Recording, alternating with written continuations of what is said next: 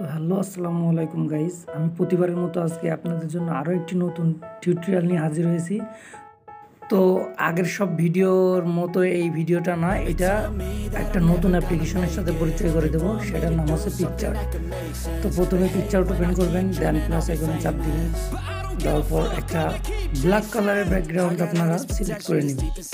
তো আমি সবার প্রথমে ব্ল্যাক ব্যাকগ্রাউন্ড সিলেক্ট করে নিলাম। তারপর আমি দেখেন অ্যাড অপশানে ক্লিক করে আমি একটা পিএনজি করে রেখেছি একটা ছবিকে, সেই পিএনজি ফাইলটা আমি অ্যাড দিলাম। তো আমি এটাকে বড় করে নেব, 2 আঙুল দিয়ে চেপে ধরে এটাকে টেনে বড় করে নেবেন। আপনার যেমন সাইজের ভালো লাগে আপনি তেমন করে বড় করে নেবেন।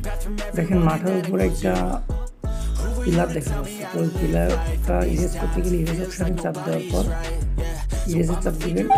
ইরেজে চাপ দেওয়ার পর আমি ইরেজ করে দেবেন, আমি একটু ফাস্ট করে দেবেন, আপনারা আস্তে আস্তে করে দেবেন। এরকম ইরেজ করা হয়ে গেলে তারপর আপনারা টিকমার্কে ক্লিক করে দেবেন। টিকমার্কে ক্লিক করে দেওয়ার পর আপনারা চাপ দেবেন ড্রতে। ড্রতে যাওয়ার পর আপনারা সাইজ বড় করে দেবেন এবং হার্ডনেসটাকে একদম লো করে দেবেন। তারপর আপনার ছবির উপরে এরকম একটা দাগ দেবেন। তারপর এই যে দুটো আইকন রয়েছে, এটা চাপ দিবেন, তারপর ওই জায়গা চাপ দিয়ে 2 আঙুল দিয়ে চেপে ধরে বড় করে দেবেন। আবারও টিকমার্কে ক্লিক করবেন এবং অ্যাড লেয়ার এটিপিটি, এটা আরেকটা লেয়ার নিয়ে নেবেন। আবার ব্ল্যাক স্ক্রিন সিলেক্ট করবেন। ব্ল্যাক স্ক্রিন সিলেক্ট করার পর অ্যাডজাস্টে চাপ দিয়ে এটাকে সাইজ বড় করে দিয়ে হার্ডনেস কম করে দেবেন। আবার ডাবল ডটে ক্লিক করার পর 3 ডটে ক্লিক করার পর টেনিস পার্ট এটা চাপ দেওয়ার পর এই যে 2 হাত দিয়ে জুম করে বড় করে দেওয়ার পর টিকমার্কে ক্লিক করে দিবেন। টিকমার্কে ক্লিক করে দেওয়ার পর আবারও টিকমার্কে ক্লিক করবেন। তারপর আপনারা স্টিকার এই অপশনটিতে চলে যাবেন এবং সার্চ বারে ক্লিক করবেন। সার্চ বারে ক্লিক করে লিখবেন, সার্চ বারে ক্লিক করে লিখবেন, আর এটা আমি জিবোল্ডার চেঞ্জ করে নেব, ইনস্টাগ্রাম লাইক, লাইক তাহলে অসংখ্য ইনস্টাগ্রাম। তো আমি এটা ডাউনলোড করে নিলাম, এটা একটু ছোট বড় করে অ্যাডজাস্ট করে নিব। তারপর আমি প্রিসেট অপশনে ক্লিক করলাম।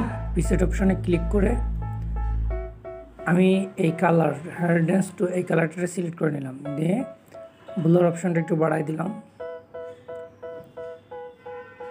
তারপর আমি আবার টিকমার্কে ক্লিক করে দিলাম। টিকমার্কে ক্লিক করে দেওয়ার পর আমি আবারও স্টিকার সিলেক্ট করলাম। তারপর আবার সার্চ বারে লিখলাম লাইট, তারপর আমি লাইটটা সিলেক্ট করলাম, জুম করলাম, একটু বড় করলাম এবং অপাসিটিটা একটু কম করে দিলাম।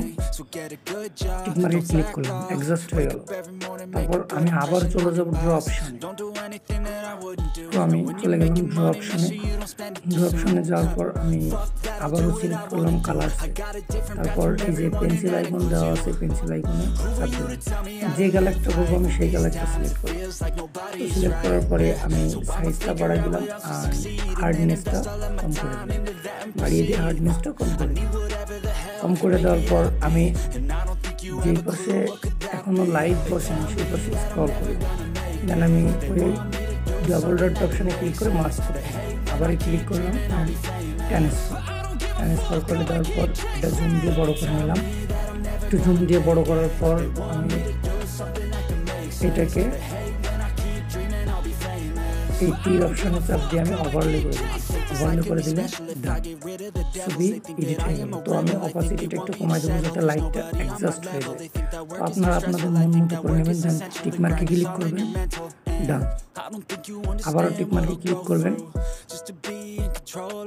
সেভ অপশনে ক্লিক করবেন, save as image, save as image গ্যালারিতে চলে যাবে। তো আমি আপনাদের আরেকটা জিনিস দেখিয়ে দিতে চাই, সেটা হচ্ছে আপনারা অ্যাড অপশনে যাওয়ার পর এই জায়গায় যদি আপনি হোয়াটসঅ্যাপ লেখেন তাহলে অসংখ্য হোয়াটসঅ্যাপ আপনি পেয়ে যাবেন পিএনজি। যদি ইনস্টাগ্রাম লেখেন তাহলে আপনি অসংখ্য ইনস্টাগ্রাম পেয়ে যাবেন। তো আপনারা আপনাদের মন মতো যে কোনো কিছু ছবি এডিটিং একইভাবে করে ফেলতে পারেন।